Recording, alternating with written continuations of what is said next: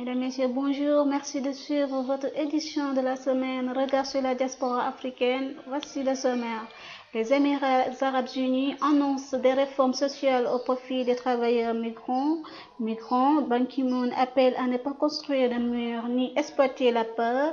Toujours migration, l'UE lance la phase active de l'opération de lutte contre les passeurs en Méditerranée. Des milliers de manifestants à Bruxelles en faveur des migrants.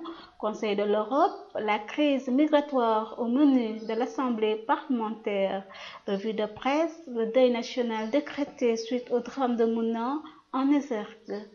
Près de 2000 mineurs marocains nous accompagnent en Espagne.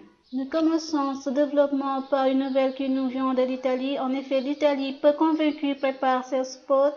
C'est un vaste hangar aménagé et entouré de grillages face à la mer. Le centre d'accueil de Pazzalo, dans le sud de la Sicile, devrait devenir l'un de ces hotspots d'enregistrement de migrants que l'Union européenne réclame, mais qui laisse encore l'Italie perplexe. Pour l'instant, le centre accueille la majeure partie des migrants débarquant chaque semaine à Pazzalo, le temps de se laver, se reposer, s'identifier pour ceux qui l'acceptent, avant d'être conduits vers un centre de premier accueil pour déposer une demande d'asile. Ban Ki-moon au secours des migrants. En effet, le secrétaire général de l'ONU, Ban Ki-moon, a mis en garde mercredi contre la tentation de construire des murs et d'exploiter la peur dans la crise migratoire en Europe.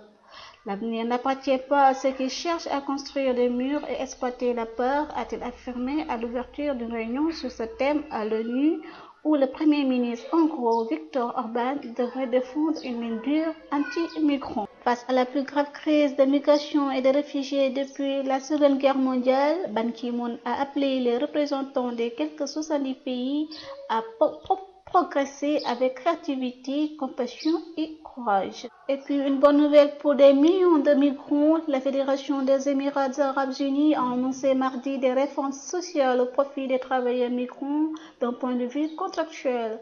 Les réformes annoncées mardi sont contenues dans 3 décrets ministériels qui entreront en vigueur début 2016, a indiqué le ministre émirati du Travail, Cheikh Gouache. Une nouvelle disposition permettrait à un travailleur de mettre lui-même fin à son contrat et de changer d'employeur. Par ailleurs, tout travailleur devrait dorénavant disposer d'une offre d'emploi écrite dans sa langue maternelle ainsi que d'un contrat dûment enregistré dont les termes ne peuvent être changés.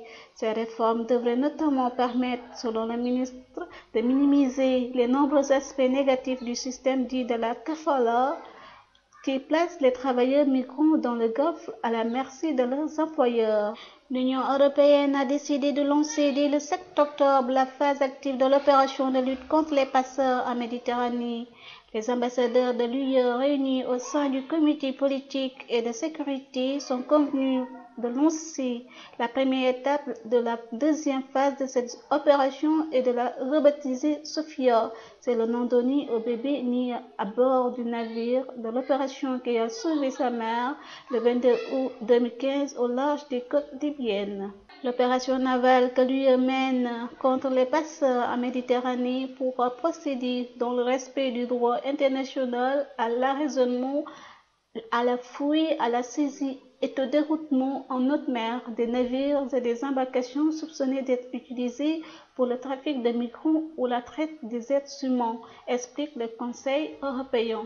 Un vent favorable aux migrants souffle en Belgique. En effet, plus de 15 000 personnes ont manifesté dimanche à Bruxelles en faveur de l'accueil des migrants, réclamant que ceux-ci bénéficient d'un meilleur traitement à l'appel d'organisations de défense des droits de l'homme.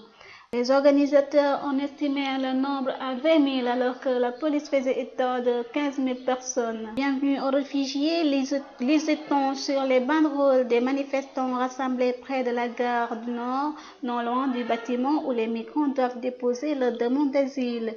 Des organisations organisatrices, la plateforme citoyenne de soutien aux réfugiés s'est félicité du succès de ce rassemblement. Dans un parc près du lieu de la manifestation, un camp de tente a été dressé ces dernières semaines pour offrir abri, nourriture et vêtements aux migrants arrivés dans la capitale belge. La crise migratoire sera au menu de la plénière de la session d'automne de l'Assemblée parlementaire du Conseil de l'Europe, ACPE, dont les travaux débutent ce lundi à Strasbourg, en France, ont rapporté des médias. L'Assemblée a prévu un débat sur la réponse humanitaire et politique à la crise des migrations et des réfugiés en Europe, sur les défis pour les pays de transit et sur le besoin urgent d'un véritable système européen d'asile. Une délégation du Conseil de la Nation prendra part aux travaux de cette session.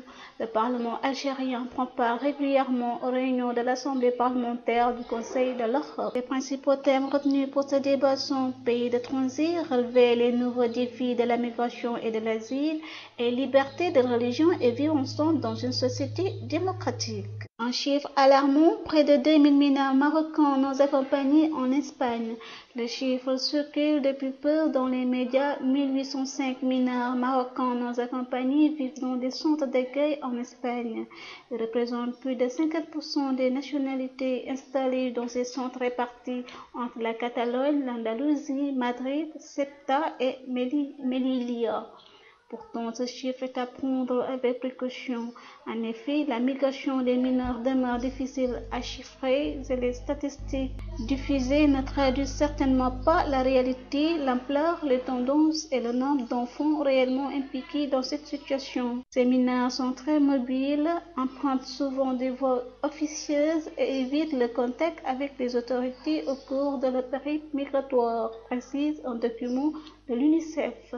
Cette dernière a affirmé également qu'à l'heure actuelle, aucun système centralisé de collecte ni de suivi des données concernant les enfants marocains qui traversent les frontières pour entrer en Espagne passe qu'enregistrés dans différentes régions autonomes, d'autant plus que les expulsions et les rapatriements arbitraires ne sont pris en compte par aucune source. De même, le trafic d'enfants ne semble faire d'objet d'aucun travail de collecte d'informations. L'ONU prévoit que 700 000 migrants traverseront la Méditerranée en 2015. Dans un rapport appelant à des financements supplémentaires diffusé jeudi 1er octobre, le HCR double ainsi le nombre de migrants attendus cette année par rapport aux derniers appels qui établit fin août sur 350 000 arrivées en 2015. Selon les derniers chiffres de l'agence onusienne, il y a depuis le 1er janvier 520 957 arrivées par la Méditerranée enregistrées, parmi lesquelles 387 520 en Grèce et 131 000 en Italie. 18% d'entre eux sont des enfants, 13% des femmes. Dans le même temps, plus de 2800 hommes, femmes et enfants sont morts cette année en tentant cette traversée pour rejoindre l'Europe, contre 3500 sur toute l'année 2014. Parmi ceux qui réussissent à atteindre les îles grecques de la mer Égée, près des 3/4 sont des Syriens, selon un bilan établi à la mi-septembre par l'Organisation internationale pour la migration. Le Sénégalais Rassoul Anne, poignardé à mort par son compatriote Alioune Badou. La communauté sénégalaise aux États-Unis est endeuillée suite au meurtre d'un compatriote nommé Rassoul Anne, poignardé à mort par un autre Sénégalais du nom de Alioune Badou. Les faits ont eu lieu ce mercredi 30 septembre aux environs de 22h, heure locale. Selon nos informations, Alioune Badou a asséné plusieurs coups de couteau à son compatriote Rassoul Anne, qui a finalement succombé à ses blessures. Ils vivaient ensemble avec le frère de Alioune, qui a récupéré le couteau des mains de son frère, le meurtrier, après l'incident avant d'appeler la police.